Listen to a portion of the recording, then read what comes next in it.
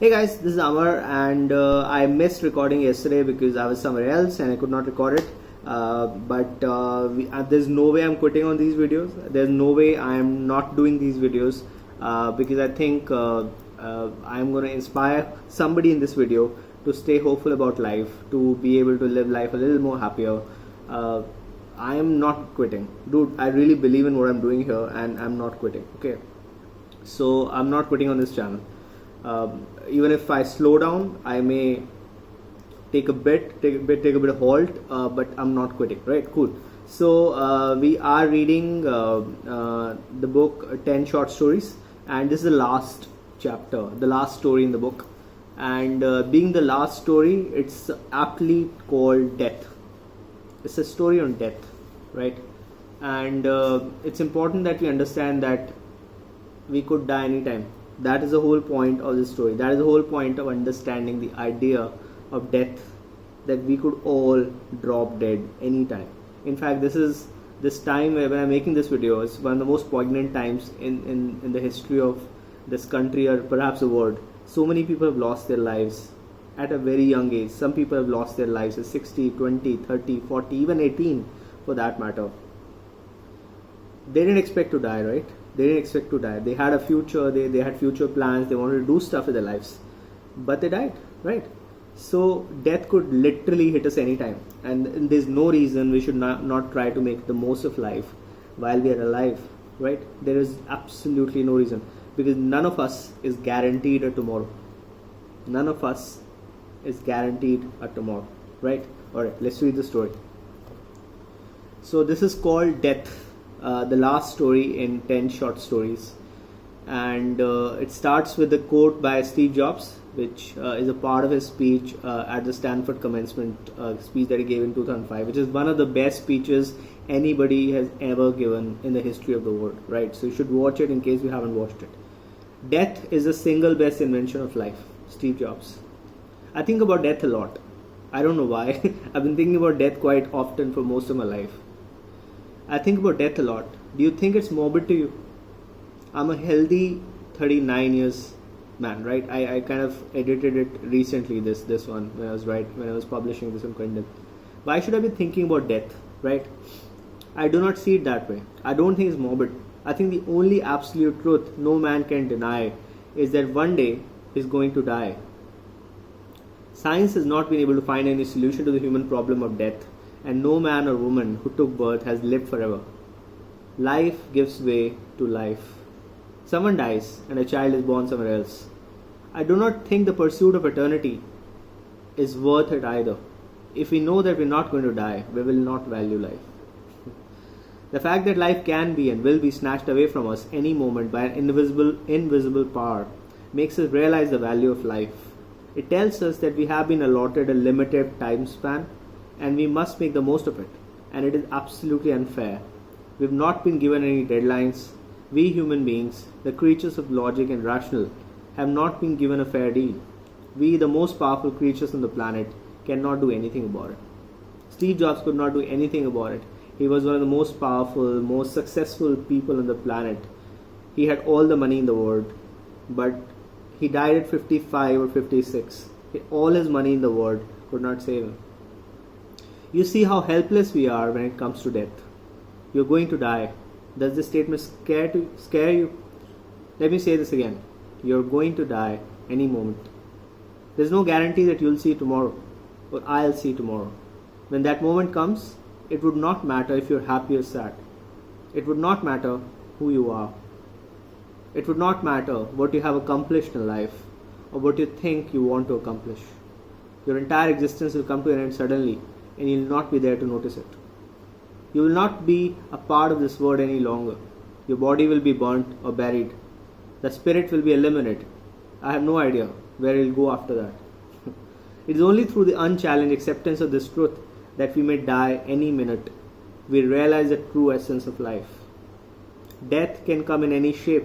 It can come in the form of a tsunami, COVID, hurricane, earthquake, accident, heart attack, cancer, electrocution, diabetes, drug overdose, overexertion, and myriad other forms. Do you understand how creative it is and how many shapes it can take? What really matters is you won't know when it hits you. It'll come when it is supposed to. Unfortunately, some fortune tellers may fool you into believing they can tell you when you're going to die. Trust them at your own peril. I've seen many people die over the years. As is usual of me, I asked a question. Why did they have to die when they did? You may ask me, why would I want to ask this question? Let me give you the answer. I asked this question to figure out what is that gives me the right to be alive right now when I've seen people younger to me die. I do not understand. I do not think they were bad people. Some of them had amazing lives right ahead of them. There were no comprehensible reason to die. But they died. They're not a part of this world anymore. It baffles my mind. I'll take an example. There was a guy called Ishmeet Singh, okay? He was just 20. Ishmeet died when he was 20. People who watch reality shows in India would know his name. He was the winner of a reality TV show in India called The Voice of India. That was over a decade back. It was July 29, 2008 and I was in the business school. I have a post on my blog dated that day. This is a previous blog that I used to have with the question, why did he have to die? I chose him as an example because he was young, he was just 20 and very successful. Had he been alive today, he would have been enjoying the beauty that life has to offer. Success, travel, friends, love. He was a star in the country of over 1 billion people at such a young age. It was a spectacular life in the making. He drowned in a pool in Thailand. Two of my seniors at SP Jain, my business school, Malesh and Gaurav, lost their lives on 26/11, the terrorist attack that happened in 2008 in Mumbai. They were at the Leopold Cafe. Two extremely bright lives were lost for no conceivable reason.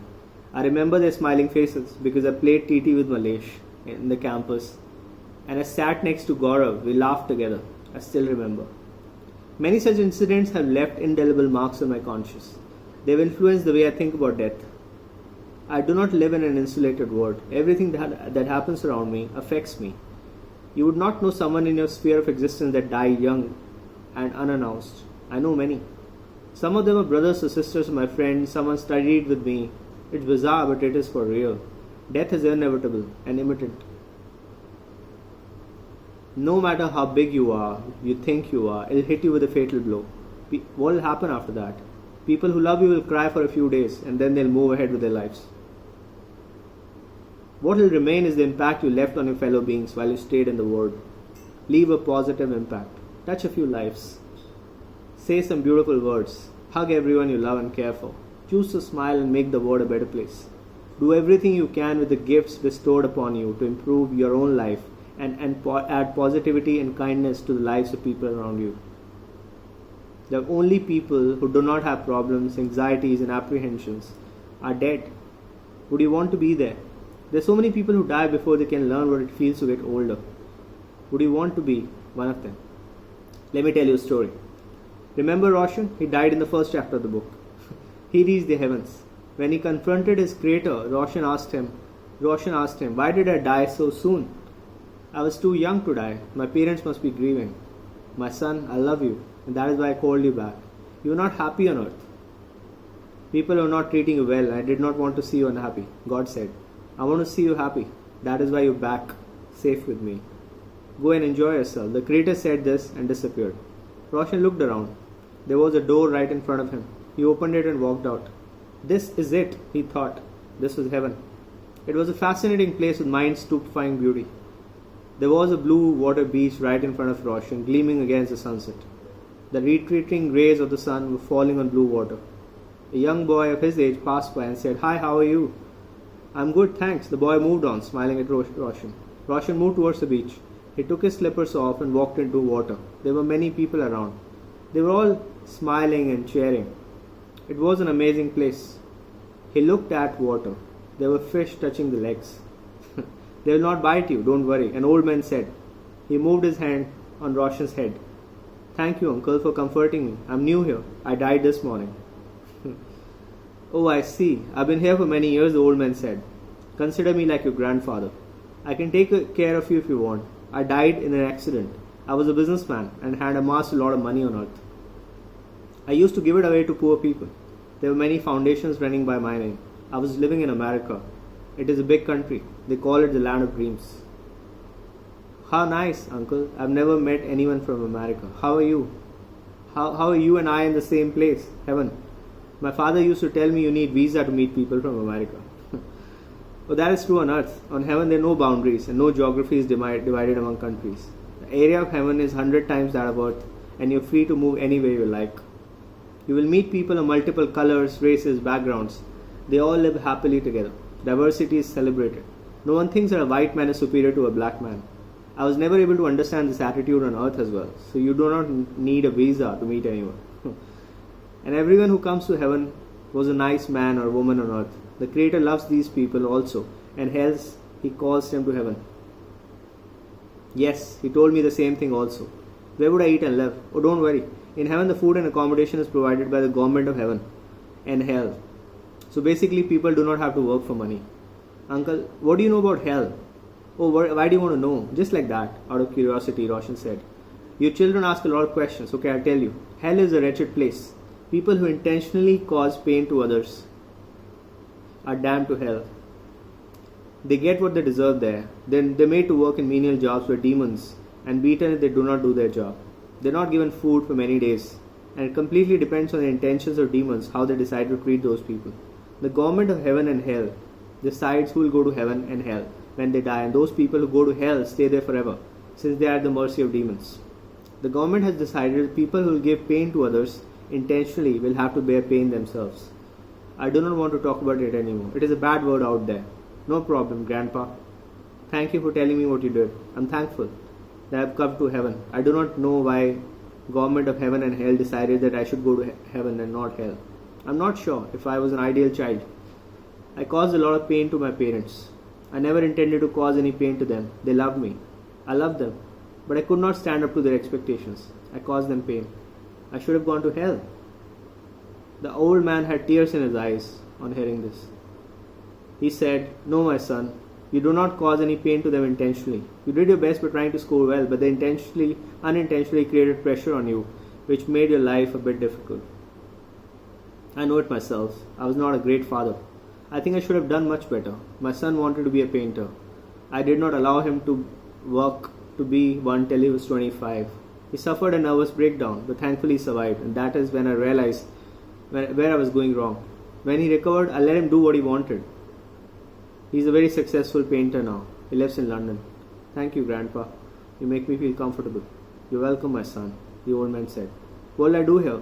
Why, anything you like doing. Just do what you like, what makes you happy. What do you enjoy doing? Is it? Can I just do what I like? Yes, just do what you like. That's what everyone does here. Make friends with people. They'll help you. Do not doubt their intentions. You can trust them. They'll not betray you.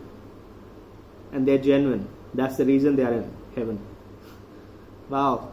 This is a wonderful word, Roshan said. Yes, my son, it's a wonderful word, the old man said. Actually, life at earth could be wonderful also. And many of these rules that government of heaven and hell has applied here can be applied there as well. But humans have a tendency to make their lives complicated. They behave as if it's a sin to be happy and virtue to be miserable. The entire society is designed that way, and so are the laws. People who oppose or dissent are silenced or not listened to. I hope one day better sense will prevail on earth also. It is a gift to be given the life of a human being. Human beings are the most powerful creatures on earth, for they can use the power of will or volition to create their life the way they want. Happiness is not in the acquisition of money. Yes, money is important to lead a fulfilling life, but it's just one of the tools. Blatant pursuit of money will only lead to misery. There's so much work to be done on earth. It can only be done by human beings. Only human beings can help their fellow human beings. It is their responsibility to make their world a better place to live in. Amen. End of story. The whisper of death. One day I was sitting alone and I heard a sound whispering in my ears. One day I was sitting alone and I heard a sound whispering in my ears. I asked, Who are you? The voice said, I'm your end. I'm death. I'm here to give you a message. Listen carefully. I walk with you like your shadow, and I'll touch you one day. I walk with you like your shadow, and I'll touch you one day. You don't know where and when. So here's my advice to you before I do. Live your life with as much intensity as you can. live your life with as much intensity as you can. Alright guys, that's the end of the book, and that's the end of this story. I think it was a beautiful, beautiful story to end the book. Thank you for listening. Live your life with as much intensity as you can. Thank you.